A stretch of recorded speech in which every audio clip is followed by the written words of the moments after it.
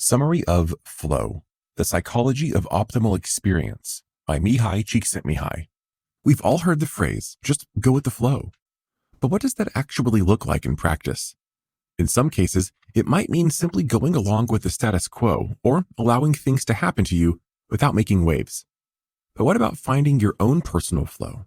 That state where everything just comes naturally, where nothing's too easy or too hard, and you're just pleasantly engaged in a stimulating experience. Chances are, you've experienced that feeling a few times, probably when doing something you really, really love. But if you'd like the moments that make up your life to flow in a more pleasant, relaxing stream, Mihaly Csikszentmihalyi's formula can show you how to make that happen.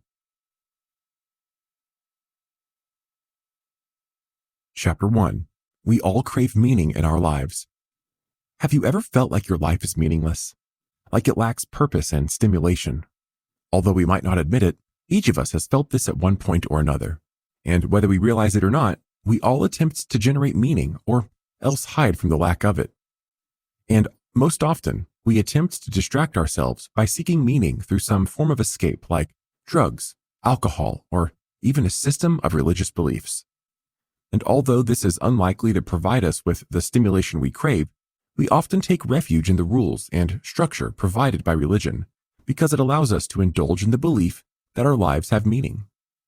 Alternatively, we can make an active attempt to disable our critical faculties, the very skills that enable us to think, solve problems, or identify what we crave in life through substances that let us drift away. Similarly, our attempts to make our lives meaningful through the pursuit of luxury is also doomed to fail. After all, we've all heard the old adage that money can't buy happiness. And if you've ever tried to solve your problems with shopping, you know this to be true. In fact, studies increasingly show that, if anything, overconsumerism makes our lives feel emptier and less fulfilling as we attempt to facilitate meaning through the accumulation of more stuff. And we have only to check out a magazine to see that fame, wealth, or popularity doesn't make our lives better either. But even if we accept those truths, what are we to do with them? If none of those routes bring us happiness, what does? Chapter 2. Don't be basic. In this case, however, I'm not talking about your sense of style. No, in this context, I'm referring to the kind of simple, basic pleasures we privilege over the accumulation of harder but more satisfying skills. For example, let's talk about this scenario. If you're bored on a Sunday afternoon with nothing to do, where do you turn to find pleasure? You could try learning a new language, taking up a new instrument, or attending a class to learn a new skill. However, each of these things requires effort, and none of them provide an instant reward. Through the pursuit of any of these options, you might fail, get bored, or grow annoyed. And because of this, it's highly likely that most of us will just give up and watch something on Netflix. Will watching Netflix bring you lasting satisfaction and fulfillment? Probably not. But it will engage you for a little while, and that's what most of us are seeking. And that's exactly what I mean by pursuing basic pleasures. Because although watching Netflix is awesome, it's unlikely to make you a better person or fill a void in your life. That's where the trouble comes in. If we repeatedly choose basic, thoughtless pleasures over the pursuit of activities that might bring us personal development and meaning, then our lives will continue to be as hollow as our choices. Fortunately, choosing a better future is as simple as understanding the differences between instant gratification and true enjoyment. Instant gratification is exactly what it sounds like. A quick burst of pleasure that makes us happy right now. It's biting into a Big Mac after we've been starving all day. It's that first sip of coffee in the morning that gives us energy for the day ahead. We definitely need pleasure, but it doesn't have the power to sustain us. That's where enjoyment comes in. Enjoyment is what motivates us to complete ambitious goals, to push ourselves and gain control over situations. Enjoyment is what we get when we learn a new skill, like cooking a meal we've never made before. Sure, it might have been stressful at times, and there may have been moments where we didn't know what we were doing. But when we persevere and take that first bite of something we made ourselves through passion and effort and determination, we can almost taste our pride and accomplishment right along with that delicious meal. And yet, we rarely choose the pursuit of lasting enjoyment over the temporary pleasure of turning our brains off.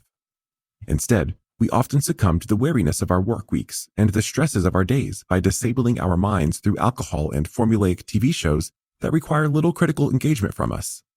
And in doing so, we train ourselves to take the path of least resistance when it comes to finding happiness.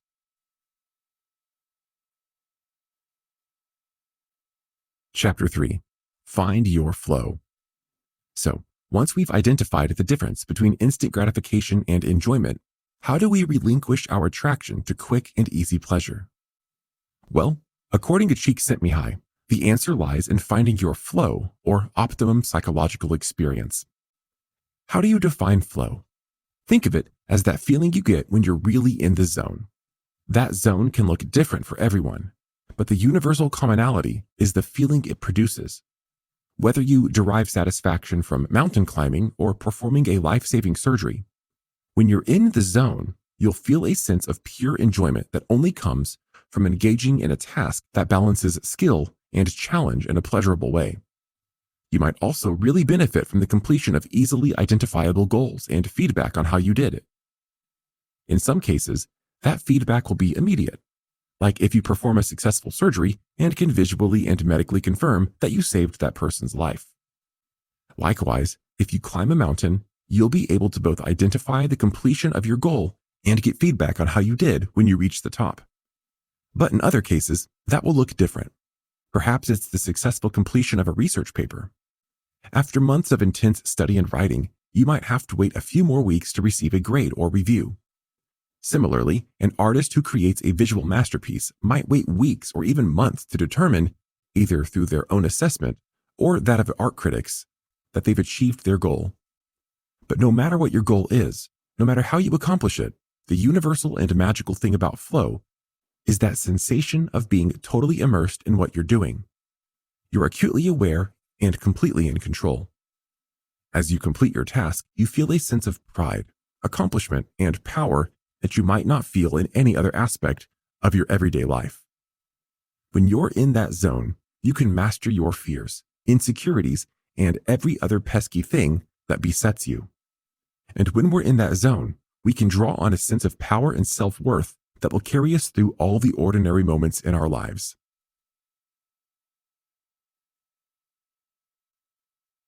Chapter 4. Developing your flow. There's an old story about an American tourist who walked into a shop in Italy and saw a beautiful sculpture he liked. When he asked to buy it, the owner named an exorbitant price. But when the tourist pulled out his wallet, the owner suddenly backpedaled and announced the sculpture wasn't for sale. Now, at first, that story might seem confusing. Why would anybody play mind games with someone like that? Why not simply say you don't intend to sell the painting? But in fact, the answer is simpler than we might think. Although the shop owner was definitely playing mind games, he wasn't intending to be mean. Instead, he was setting the stage for a mental challenge, inviting the customer to barter with him. So far from trying to exploit a tourist, the owner just wanted to sharpen his wits through the process of bargaining, a mental battle which would improve both his selling skills and his mental agility. In practice, it's a lot like engaging in a spirited debate, which many people do for fun. But if you're wondering what this story has to do with developing your personal flow, the answer is that it has a lot to teach us about the practice of sharpening our minds.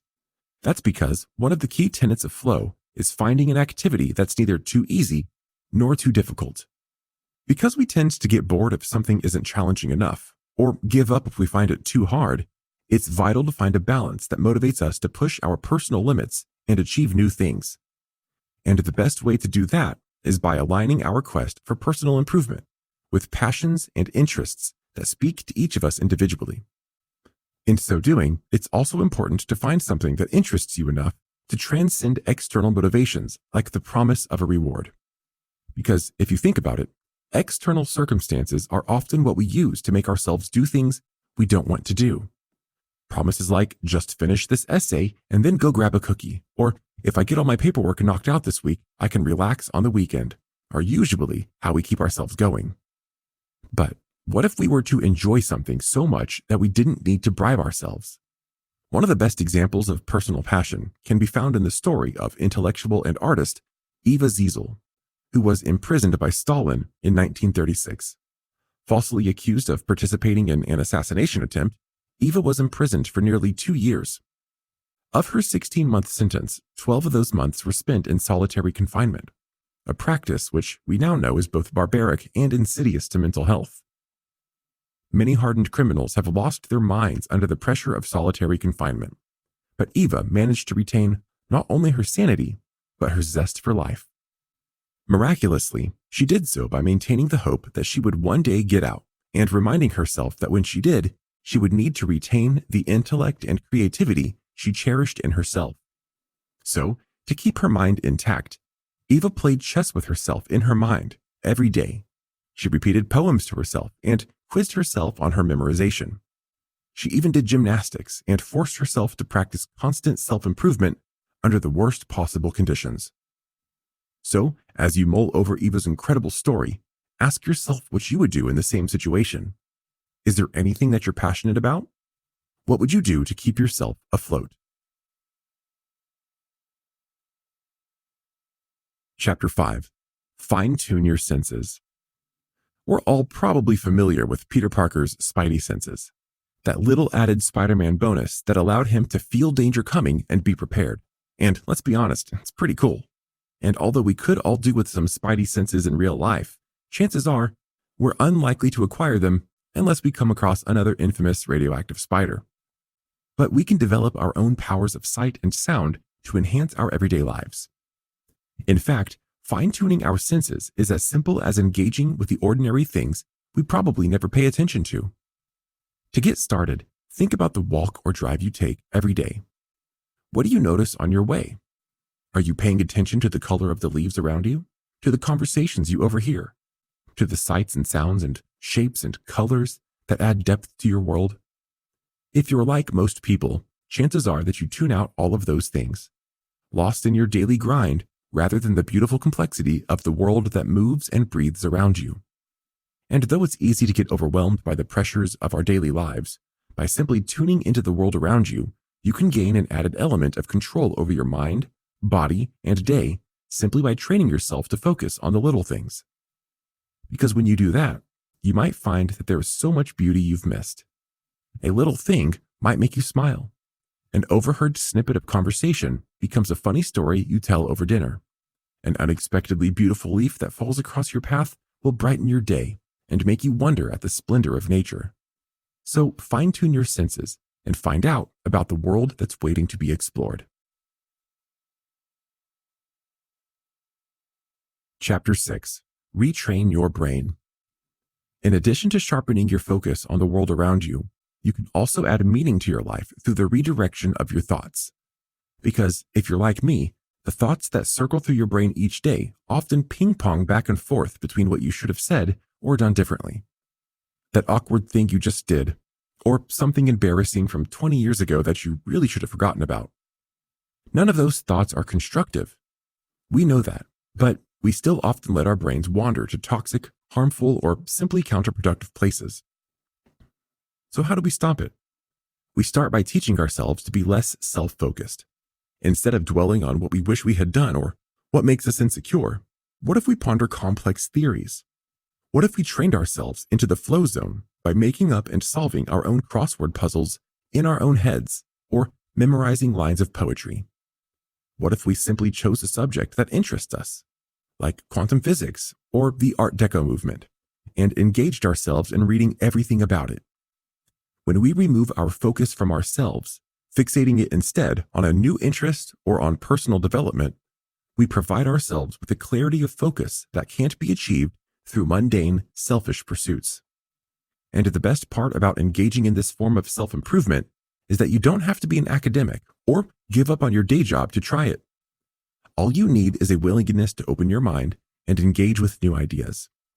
So, hone your amateur scientific skills.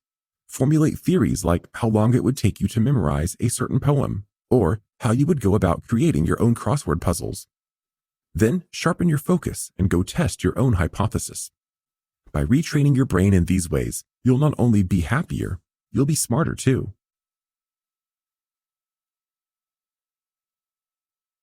Chapter 7. Treat your work like a game. You know that old saying, do what you love and you'll never work a day in your life? Well, like most adages, there's a reason they've become tried and true cliches. Because if you've ever had a hobby that you loved or a job you hated, you'll know that time flies when you're having fun. But every second you spend on something you don't want to do feels like an hour. One of the saddest facts of life is that many of us spend our lives that way, trapped in jobs we hate and counting the hours until we can be free to do something we enjoy with the limited time we have left. That generally means that we use our free time for being as lazy and thoughtless as possible, and that's no way to spend our lives. So how can we reclaim our lives and minds? We can start by treating our work like a challenge. And although that might not be equally easy for everyone, even small attempts to make our work more stimulating can radically change our outlook on life. So start by making small bets with yourself. Can you beat your usual time on completing a task?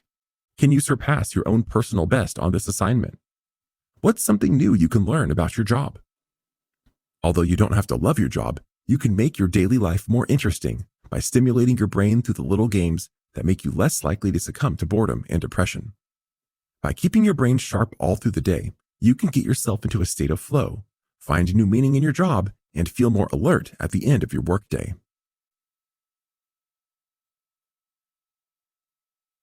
Chapter 8. Connect with your community. However, as awesome as it is to play games with yourself in your head, growth doesn't happen in a bubble. And because our days often necessitate us being alone for the purpose of completing our work or solving a problem, it's easy to feel isolated. Likewise, daily commutes on busy trains can leave us feeling alone in a crowd and make it harder to connect with others. This is not only toxic to our mental health, it also impinges on our personal growth. We can remedy these effects by seeking out the company of good friends, families, and neighbors, and in so doing, cultivate support systems that will help keep us positive and on track. Spending time with people who love us and have our best interests at heart will bring us out of our own heads and nurture our self-esteem, compassion, and happiness. Friends and family can also help us feel more connected to the world around us. For example, we can work together to solve puzzles as part of a family game night, or take up a new hobby with a friend. By inviting others to share our experiences, we increase not only our learning skills, but our social skills as well. And in so doing, make our lives bigger, brighter, and happier. And as we invest in our relationships, we can even have a positive influence on others.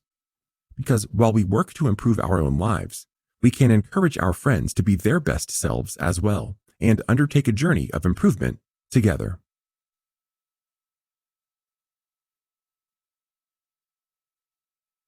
Chapter 9. Increase focus, decrease anxiety. Whether we struggle with clinical anxiety or not, each and every one of us will experience anxiety at some point in our lives. Whether we're nervously awaiting the outcome of a stressful situation or we're wrestling with a loss, sadly, we're all guaranteed to wrestle with doubts, worries, and intrusive thoughts. And although we've all probably heard it a million times, the way we choose to handle these moments will make all the difference in the world. However, that's often more easily said than done. So let's take a look at a few practical strategies we can employ to keep from getting overwhelmed. One of the first and most important things we can do is surrender our egos and trust in our ability to handle the situation at hand. That might not seem possible when we're at our most emotional and overwhelmed, but that's exactly the moment where we have to reassure ourselves by mentally cataloging the times we've gotten through stressful situations before. Whether we did so by asking for help, relying on a friend, or brainstorming a way to solve our problems, it's critical to bolster our confidence in ourselves and remember that we can get through it. Likewise, we need to be mindful of our environments. Although it often seems that negative circumstances occur just to spite us, ever had your computer crash 30 seconds before you had to submit something important? We have to try to reduce our stress levels by being realistic. It can also help to minimize our anxiety by focusing on our surroundings. If you find yourself succumbing to an anxiety attack, try to stay present by focusing on something you can feel, hear, touch, or see. By redirecting your attention, you can free up a portion of your mind to help yourself complete a task or get through a situation. And finally, use your negative experience to generate a positive solution. We all want to give up in the face of difficult situations. Sometimes we feel that it's so much easier and would reduce so much stress.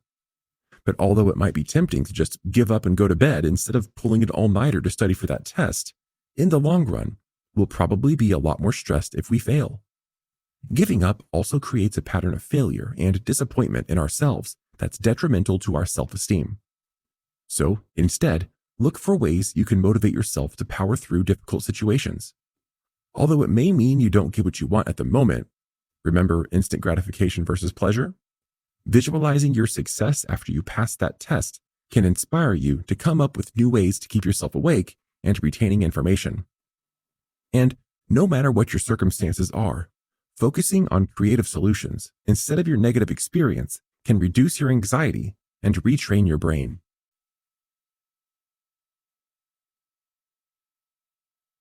Chapter 10. Discover your purpose through actionable goals. A goal is a dream with legs. No one seems to know who came up with that phrase, but it's often used as an inspirational tagline, and I happen to think it's a pretty good one. Because while it's great to have dreams, unless your dreams have a deadline and actionable steps you can take to make them come true, it's going to remain static and unaccomplished. That's why it's only by giving legs to your dreams that you can bring purpose and meaning to your life. And in order to make that happen, you need to start by establishing a goal. Ask yourself what you want to accomplish, and then identify what you need to do to make it happen. But don't stop at creating to-do lists. Although lists are an awesome way to organize your thoughts and chart progress, if you stop at that step, you'll remain an armchair activist. Someone who talks and writes about what they're going to do, but never actually does anything. So avoid this trap by giving yourself practical steps and feasible deadlines for when you complete your goal. It might also help to plan your small goals around the formulation of one overarching goal or life theme. Maybe your small goal for right now is to improve your own life by winning your battle with addiction, procrastination, or poor time management. But your life goal could be to become an activist and inspire other people to conquer their own struggles. But no matter what it is, once you determine your life theme, every small goal you set will indirectly contribute to the completion of that overarching goal. In fact, that's exactly what Malcolm X did. After growing up in poverty, he followed the life pattern of the many people who surrounded him and made a living through dealing drugs. This eventually landed him in jail, and that's when he decided to turn his life around. With unlimited, empty time on his hands, he dove into reading and discovered the restorative power of reflecting on what he'd read and applying that knowledge to his own life. Through this process, he developed the self-awareness that later identified his life theme. He wanted to become a civil rights activist and help others. Finding that goal changed Malcolm X's life. How will you change yours? Final summary. Finding your flow involves a calculated effort at improving your life through a pattern of positive choices. By choosing enjoyment over instant gratification, identifying your life theme, sharpening your focus, and connecting with your community, you can improve your mental clarity and overall satisfaction with life.